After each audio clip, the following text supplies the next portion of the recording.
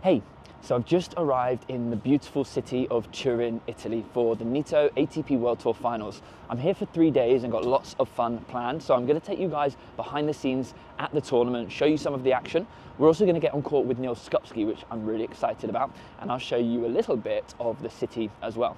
Let's go. I always like to give context about how these trips come about because you guys often ask in the comments. This one was through the brand, it's a deodorant brand called Shaw, and they invited me on this trip on the back of helping them to promote a competition on Instagram where they were giving away 2 tickets to the ATP World Tour Finals along with flights and accommodation and more. So I did that. We got 2 fortunate winners, and I've just met them both. They're actually tennis coaches, so they're going to have a fantastic time on this trip with me. And yeah, like I say, they have the opportunity to get on court with Neal Skupski this afternoon, so I'm just heading back to the hotel now to grab some breakfast before we head to the tournament. As I said, I'm here for 3 days, which includes the final, so stay tuned to hear my breakdown of how it goes. Our hotel was about a 6-minute taxi from the venue, but we decided to walk pretty much every day as the weather was beautiful. It was only 30 minutes and it was a good chance for us to see a bit more of Turin.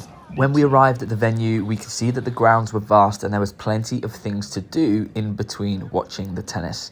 There was a touch tennis zone outside alongside a fan village which had shops, food and other activations. We were fortunate enough to have hospitality tickets, which alongside having decent seats on the tennis court, we also had access to free food and drinks throughout the day, which was a bonus, but to be honest, I was there for the tennis, so I spent pretty much all of the time on court.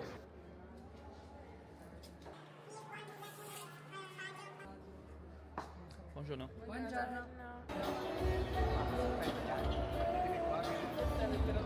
So just arrived at the venue, the Pala Alpi Tour. This is Italy's biggest sporting venue and it's incredible. As you can see, I've got the court behind me. We've actually got Alcaraz practicing on court.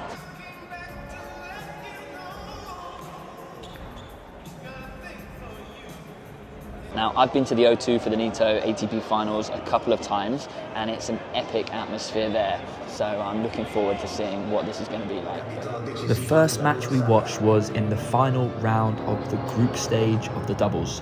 We watched Neal Skupski and Wesley Koolhof take on Bopana and Ebden for a space in the semi-finals. The level was extremely high, as you can imagine. I love watching pro doubles as there are so many strategies in play. I love watching the signalling, the variety of court positions from point to point, and the sheer reaction speed of the net players. Unfortunately, Neal and Wesley weren't able to win today, but they've had an immense year, with taking the Wimbledon title being the highlight. After this match, we were due to get on court with Neal Skupski, as he's a Shaw ambassador. But of course, he had lots of cooling down and media responsibilities to do before we could do that, which meant we had around 15 minutes to watch the start of Medvedev versus Alcaraz. Although we didn't get to see much of it, we got a real feel for the electric atmosphere that the Italians created. It was incredible. The size of the venue was perfect in my opinion, much smaller than the O2, giving you a much more intimate feel, but still creating a show-like atmosphere.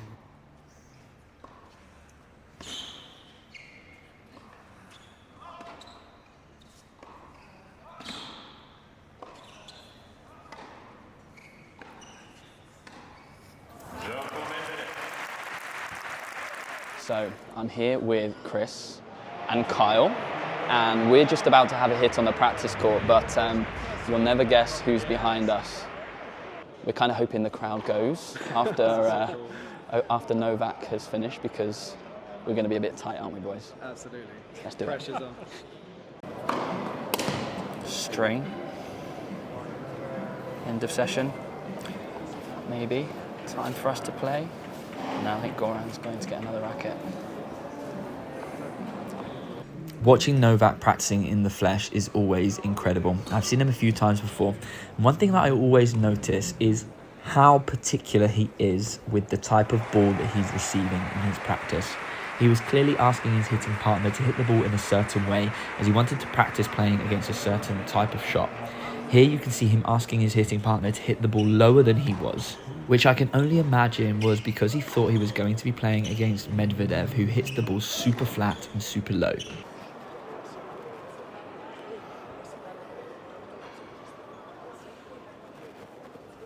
In fact, there was a big television screen above the practice court, and in between points, Novak was watching Medvedev versus Alcaraz, scouting his next opponents. He's watching Alcaraz Medvedev.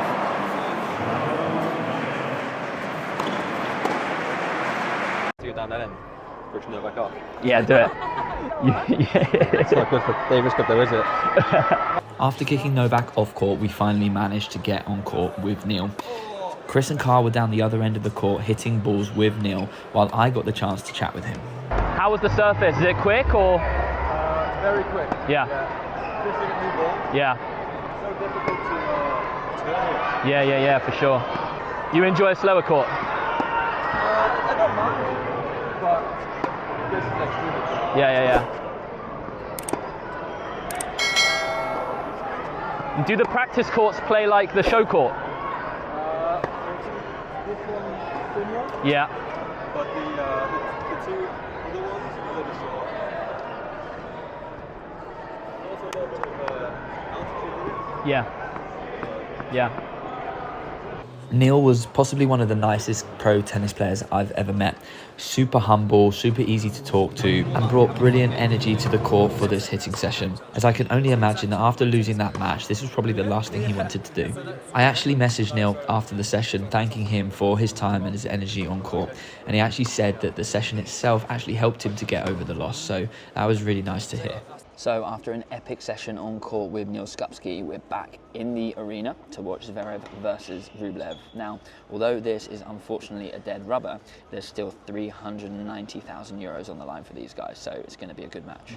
This match was ferocious. I really love watching both of these players play as they play with such intensity. Rublev in particular puts everything into every single shot. But the thing that separated the two of them this match was the quality and the depth of their ground strokes. Rublev hit the ball with so much effort. He was getting an incredible amount of topspin on his forehands. But the problem with this was they were dropping a little bit too short, sitting up nicely for Zverev to dictate the point. I almost felt that if Rublev was able to flatten out his forehand just a little bit, it would allow him to hit that ball deeper and actually require less effort to do so. This would create more of a penetrating forehand and probably give Zverev a little bit more trouble. But this was an incredible match to finish our first day. On day 2, I had a chance to see the sights in Turin. We actually went on a walking tour of the city so that we could see more of the city and its history. This, if you're going to Turin, is definitely recommended. As I mentioned earlier, the Nitto ATP Finals is actually set in Turin for the next 2 years, so you've got a chance to go in 2024 and 2025. After a long day of sightseeing, we went to a pub to watch the semi-final between Djokovic and Alcaraz. And what for me was amazing to see was how many people were passionate about watching tennis. In the UK, you'd get this amount of passion for a football or a rugby match, but if the tennis was showing, I'm pretty sure people would be more focused on drinking their beers. However, this pub, the atmosphere was electric. And just remember, these two players are not Italian, yet the Italians were going crazy for it. The pub was full, and there were people queuing outside the windows trying to watch the TV. I absolutely love this. Anyway, this was another incredible match, in particular from Novak Djokovic. He played incredibly well and won convincingly against Alcaraz, who was unable to play his best tennis. So, it's Sunday, day 3, finals day. And as you saw yesterday, we had a nice day of sightseeing. We did a walking tour, which I would thoroughly recommend. In the evening, we headed to the pub as the tennis was showing, and we didn't want to miss Alcaraz versus Djokovic. Now, before the tournament started, I had Jannik and Novak down to reach the final. And to be honest, I had Jannik down to win. But since seeing Djokovic's performance in the semi-final against Alcaraz, he was so clinical. I honestly can't see anybody in the world beating him right now. But Jannik has got the home crowd. They're a brilliant crowd as well. The atmosphere is electric, and it's going to be even more so in the final against Djokovic, because as we know, Djokovic likes to, G up the crowd, put them against him, and it's going to be epic. So really, really excited for that. I'm just having a little morning stroll before heading to the tournament venue, so I'll see you in there. So on the final day, we headed straight back into the tournament venue, And when we got there, Sinner was practicing on the show court. Jannik is one of my favourite players to watch, and in my honest opinion, I think he and Carlos are going to be the next Roger and Rafa with their rivalry over the next few years. Well, at least after Djokovic is gone. So the first match of finals day was the doubles between British player Joe Salisbury, who you might have seen me interviewing in my video last week, partnered with Rajiv Ram, taking on Marcel Granollers and Horacio Zeballos. I hope I pronounced that properly. This was another incredible doubles match, demonstrating tons of skills. Again, I love seeing how proactive the net players were, never standing still and playing such smart doubles. One thing that struck me was the relationship between Salisbury and Ram. These guys have played together for 5 years, as have their opponents, but you could tell by the way they moved around the court that they were perfectly in sync and knew exactly what their partner was doing at all times. The second thing that impressed me, not just in this match, but all of the matches I've seen of Joe Salisbury, is he never misses an overhead. If you ever have the pleasure of playing against him, avoid lobs. Anyway, these two managed to go on and win the match after an epic battle, and it was a pretty emotional finish. They made a great post-match speech and brought their team onto the court for the finishing photos.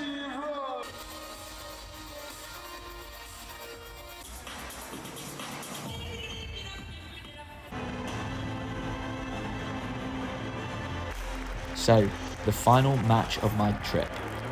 Sinner, the Italian, playing in front of his home crowd against Novak Djokovic, possibly the greatest tennis player of all time.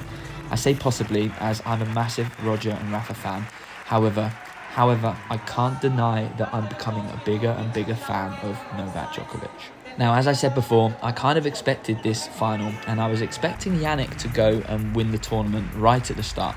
However, after their epic battle in the group stages, I soon realised that it was going to be incredibly tough for Jannik to beat Novak twice in the same event.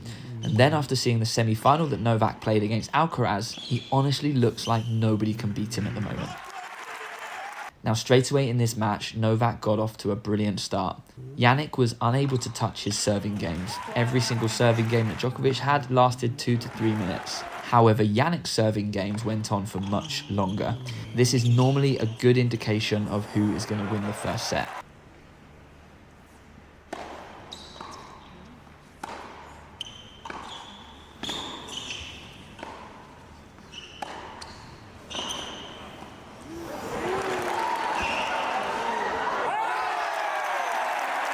As Novak's serves were so precise and so effective that Sinner just didn't get any rhythm on his returning games. However, Novak, being one of the best returners of all time, was able to neutralise Jannik's serve and get into the rally, putting much more pressure on Jannik, forcing him to go for shots that he might not go for otherwise. This display of incredible serving continued throughout the first set and a half. Novak took the first set 6-3 and then went 4-2 up.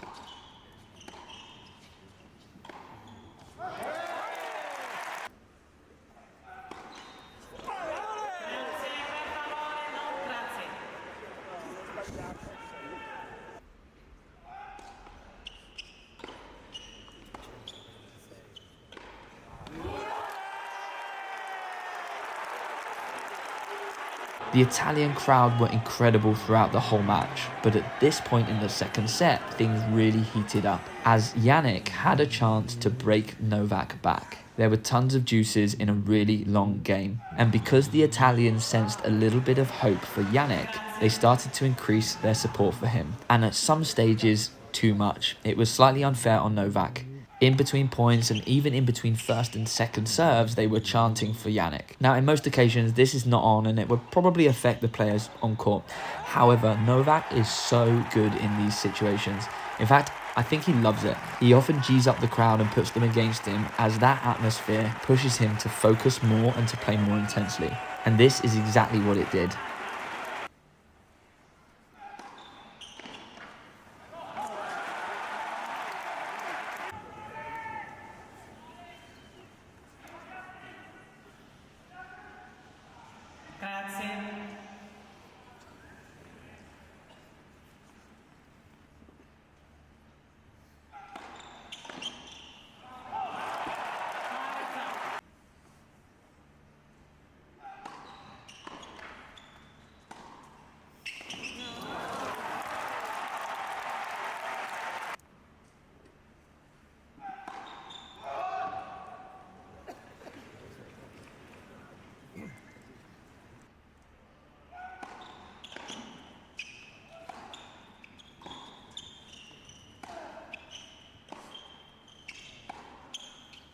Novak pushed through that game and went on to win the second set 6-3. In my honest opinion, the match was won within serving and returning.